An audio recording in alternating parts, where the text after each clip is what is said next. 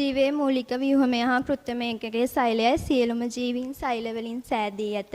සෛල වලට පහළ කිසිදු සංවිධාන මට්ටමක් ජීවී ලෙස හෝ ජීවියෙකු ලෙස සැලකිය නොහැක. ජීවී දේහ ගොඩනැගී ඇති සෛල සංඛ්‍යාව අනුව කොටස් දෙකයි. එක සෛලික ජීවීන් හා බහුසෛලික ජීවීන්. ඒක සෛලික ජීවීන් එක් සෛලයකින් සමන්විත ජීවීන්. උදාහරණ පැරමීසියම්, ක්ලැමිඩෝමෝනාස්, එවුග්ලිනා, ඇමීබා. බහුසෛලික ජීවීන් සෛල කිහිපයකින් සමන්විත ජීවීන්. උදාහරණ බහුසෛලික ශාක සහ බහුසෛලික සතුන්. සෛලවාදය ගොඩනැගීමට දායක වූ විද්‍යාඥයින් හා වැදගත් සංසිද්ධීන් රොබර්ට් හුක් පළමුවරට සෛලය සොයා ගැනීම, ඇන්ටන් වෑන් ලීවන්හූ පළමුවරට ආලෝක අන්වීක්ෂය සොයා ගැනීම, පළමුවරට සුද්ධ ජීවීන් සොයා ගැනීම, පළමුවරට සොයාගත් සුද්ධ ජීවී කාණ්ඩය වන්නේ බැක්ටීරියා. ස්ලයිඩන් සියලුම ශාක සෛල වලින් සෑදී ඇති බව සොයා ගැනීම, ශ්වාන් සියලුම සත්වයන් සෛල වලින් සෑදී ඇති බව සොයා ගැනීම, රැඩෝල් වර්ෂෝව් සියලුම ජීවීන් පෙර පැවති සෛල වලින් හට ගන්නා බව සොයා ගැනීම.